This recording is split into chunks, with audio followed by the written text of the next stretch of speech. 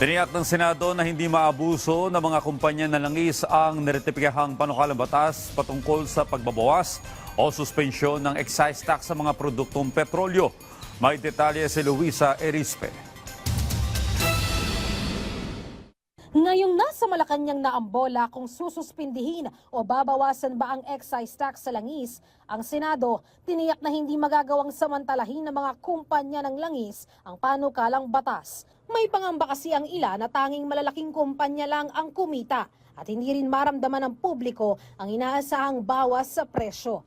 Pero sabi ni Senator Sherwin Gatchalian, naglagay sila ng safeguards para matiyak na imbis na mga gasolinahan, taong bayan ang makikinabang sa pagsuspinde ng naturang buwis. Naglalagay ho rin ng safeguards para malaman po ng ating pamahalaan, ng ating gobyerno, kung magkano at ano po ang quantities na ini-import ng mga oil players at magkano rin po o ano yung quantities na sa kanilang inventaryo. Sa ilalim ng panukala, sa oras na masuspinde o bawasan ng excise tax, ang mga kumpanya ng langis kailangang magsumite ng buwanang monitoring sa Department of Energy magkano ang ini-import nilang petrolyo at magkano nila ito ibinibenta. Magsusumite din ang BIR at Customs ng report magkano naman ang nawawala sa kita ng gobyerno kada buwan. Sa pamamagitan nito, masisiguro na walang maiipit na supply ng langis at hindi sosobrahan ng singil sa mga consumer. Sa ganitong sitwasyon na napakabilis po pagtaas ng presyo, huwag ka lang magbenta ng petrolyo, kikita ka na kaagad eh. No? Iwan mo lang sa iyong tangke, kikita ka na kaagad. At yan ang ayaw natin mangyari dahil kung iniwan nila sa tangke yung kanilang petrolyo, wala tayong mabibili at lalong tataas ang presyo ng petrolyo.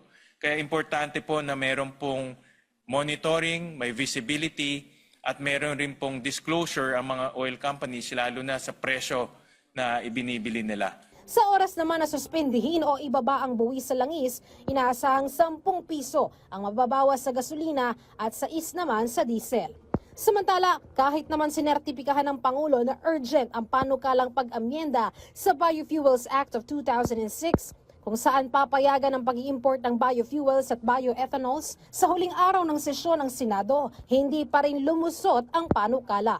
Ayon kay Majority Leader Senator Juan Miguel Zubiri, gusto pa itong pag-aralan ng mga kapwa senador. Marami mga farmers na affected, maraming industries, the coconut farmers, the sugar farmers, the ethanol producers, the biodiesel producers. Parang there was a lot of fear among our colleagues na affected talaga sila. Tsaka maliit lang naman yung mawawala sa presyo, di ba? Kasi maliit lang ng blend ng biodiesel tsaka yung ethanol. So our colleagues, particularly the minority and some members of the majority, wanted a longer discussion on the floor. Sakali kasing ipatupad ito, may 400,000 magsasaka ang maaapektuhan at mawawala ng kita mula sa blending ng biofuels at bioethanols. Kaya kakailanganin pa itong busisiin kung sa pag-i-import, bababa nga ba ang presyo. Yung biofuels, pag nag-import ka, may blend rin siya eh. No?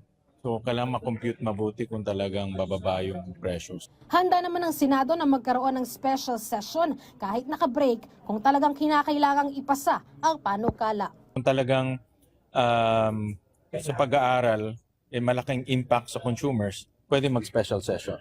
Luisa Erispe para sa Pambansang TV sa Bagong Pilipinas.